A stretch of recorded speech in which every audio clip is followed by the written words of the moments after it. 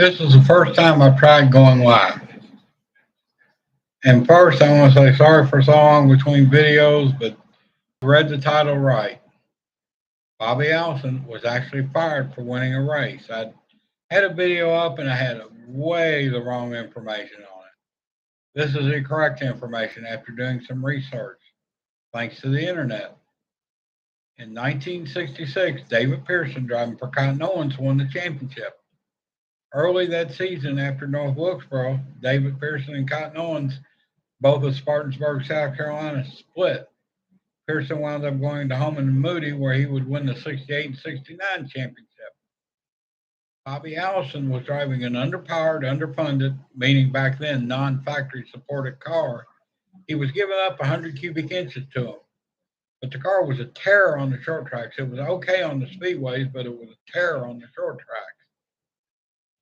Well, Cotton Owens, looking for a driver, and this is a fully funded factory car, picked Bobby Allison.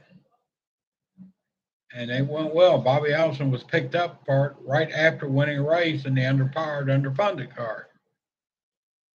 Just hours before the race, he was announced as driver, take over. The things went well at first.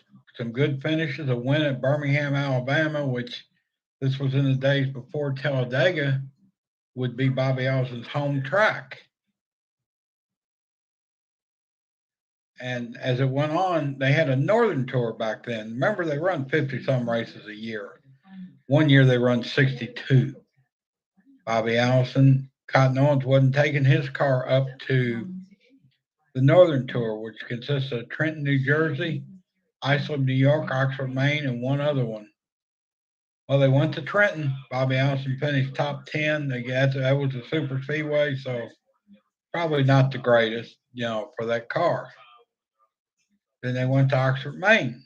Bobby Allison won the race, short track. Run the other two races. Bobby Allison got back to Hueytown, Alabama, and had a message. He was fired from the Cotton Owens team. Now, here's the rest of the story, as the late great Paul Harvey would say. Cotton Owens was a factory Dodge team, fully supported by the Chrysler Corporation. Bobby Allison took his little 327 cubic inch Chevelle, giving up 100 cubic inches, but surely easier on tire wear and so forth. And if fuel consumption is an issue, it would use less fuel. Up there to Oxford, Maine, and won the race. Chrysler officials didn't like one of their drivers winning a race in brand X in a Chevrolet. Oh, that was the end. Although they did wise up 2 years later in '69 and hire Bobby Allison to drive the Mario Rossi factory Dodge. But Bobby Allison also drove some races that Rossi didn't enter in his own Dodge in '69 and '70. Plus, drove Don Robertson's Plymouth in a race or two. Now, driving a Plymouth was okay. Corporate cousin of Dodge. No problem there. Yeah, he actually, and it wasn't team orders. You like the Today story, and I'm a Chase Elliott fan, so deeply saddened by Chase not going to be racing for a few weeks. Josh Berry in the car, you wonder, well, why didn't they get a driver with Cup experience, especially since this car's only been around, the car they're running now in Cup's only been around.